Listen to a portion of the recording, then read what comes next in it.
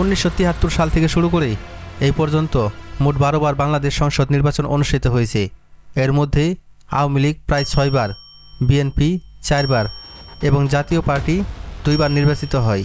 কিন্তু স্বাধীনতার পর থেকে একটি প্রশ্ন বারবার ফিরে এসেছে, নির্বাচন কি সমানভাবে অংশগ্রহণমূলক ছিল? এই দেশে ক্ষমতা কি সত্যি জনগণের ভোটে নির্ধারিত হয়েছে? আজ আমরা ফিরে তাকাবো 1973 সাল থেকে 2026 সাল পর্যন্ত বাংলাদেশের জাতীয় সংসদ নির্বাচনের ইতিহাসে।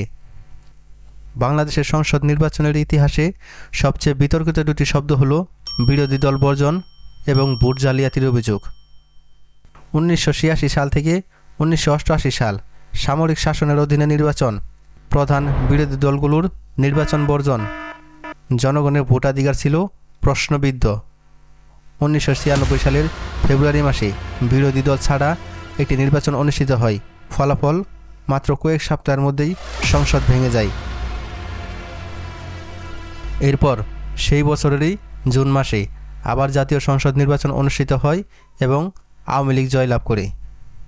2014 সাল থেকে 2024 সাল প্রধান বিরোধী দল বিএনপির অনুপস্থিতিতে নির্বাচন, অর্ধেকের বেশি আসনে কার্যত ভোটই হয়নি। ভোটারের উপস্থিতি ছিল ঐতিহাসিকভাবে কম।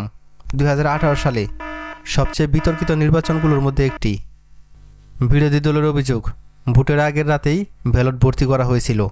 আন্তর্জাতিক পর্যবেক্ষক ও মানবাধিকার সংস্থাগুলো তখন বলেছিল ভোটার উপস্থিতি, প্রশাসনের নিরপেক্ষতা এবং ফলাফলের বিশ্বাসযোগ্যতা নিয়ে গুরুতর প্রশ্ন রয়েছে। 2026 সালের দিকে তাকিয়ে বাংলাদেশ আজ একটি গুরুত্বপূর্ণ মোড়ে দাঁড়িয়ে। প্রশ্নটা খুবই সাধারণ কিন্তু গভীর। আগামী সংসদ নির্বাচন কি জনগণের ভোটে হবে? সব দল কি সমান সুযোগ পাবে? কারণ গণতন্ত্র শুধু ব্যালট বক্স নয়, গণতন্ত্র মানে ভয়মুক্ত ভোট, গণতন্ত্র মানে বিশ্বাসযোগ্য ফলাফল। যেই জাতি প্রশ্ন করতে শিখে সেই জাতি পরিবর্তনের পথে হাঁটে।